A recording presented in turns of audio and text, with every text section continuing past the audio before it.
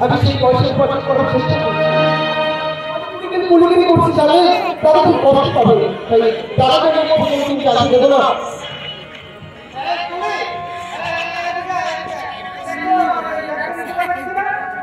কেন পাঠাবো বাবু, বলুন কোথায় যেতে হবে?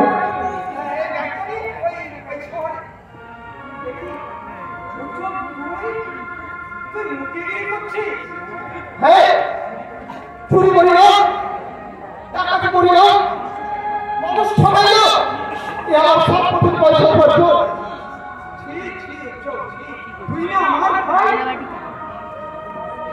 তোমার মতো মহাপুরুষকে কেউ কি ভুল বুঝতে পারে? কিন্তু দুর্ভাগ্য, আমি তোমার গায়ে কোনোদিন ভুল জল দিয়ে পুজো করতে পারবো না। আমি মুখেগিরি করছি বলে তুমি আমাকে ভিক্ষা দিচ্ছ, কিন্তু তোমার কুকীর্তির কথা জবাবদিহি করবে কে?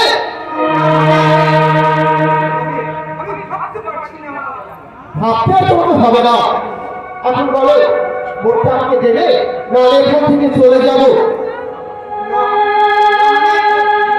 ঠিক আছে, মানে আমি চলেই যাব, তবে এখন 100 টাকা মাফি মারা গেল না, তাতে আমি কোনো আফসোস করবো না, আমার কোনো ক্ষতি নেই।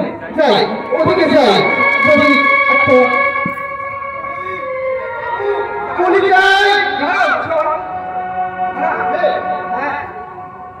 তাড়াতাড়ি বলো, আমার তো খুব সময় কম। তুমি কি মনে করছো আমি হাত করে কাজ করছি?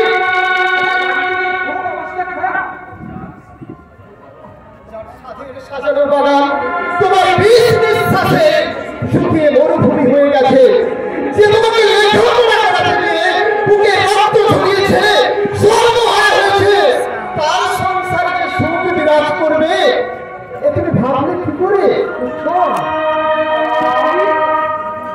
তুমি যদি মানুষ হতে, তোমার মধ্যে যদি বিবেক বোধ কাজ করতো, তাহলে তুমি এ কাজ করতে পারতে না, কোনোদিন তুমি এত নিষ্ঠুর হতে পারতে না।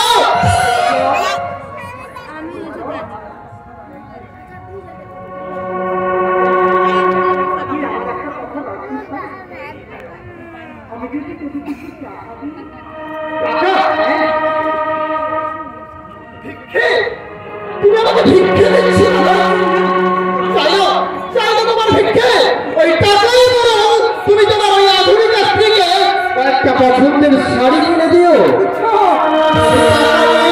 আমি আমার বড় দাদাকে অপমান করতে পারবো না, প্রয়োজনে রাস্তার লোকের কাছে হাত পাতবো, ভিক্ষে চাইবো, তোমার টাকা আমরা চাই না দাদা। যদি কোনোদিন ওই আধুনিক স্ত্রীর আসল ছেড়ে বেরিয়ে আসতে পারো আমাদের এই গ্রামের ভিটে বাড়িতে, তাহলেই আমরা